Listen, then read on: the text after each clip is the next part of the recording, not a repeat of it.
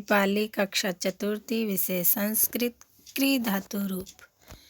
क्री का अर्थ है करना। क्री धातु लट लकार अर्थात वर्तमान काल।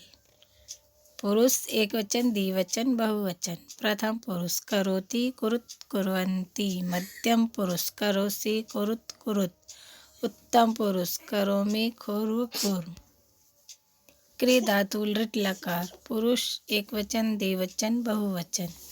प्रथम पुरुष करिष्यति करिष्यत करिष्यन्ति। मध्यम पुरुष करिष्यसि करिष्यत करिष्यत। उत्तम पुरुष करिष्यामि करिष्याव करिष्याम। क्री धातु लोट लकार अर्थात आज्ञार्थक। पुरुष एक वचन द्विवचन बहुवचन। प्रथम पुरुष करोतु कुरुताम कुर्वन्तु। मध्यम पुरुष कुरु कुरुतम कुरुत। उत्तम पुरुष करवाणि करवाव करवाम। क्री धातु लंग लकार।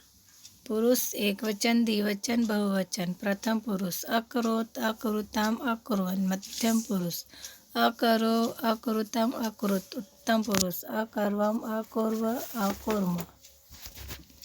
क्री धातु विधिलिंग लकार।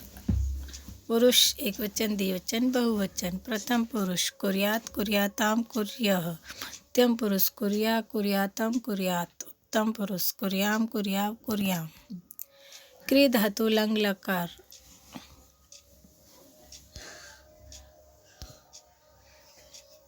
गृह कार्य।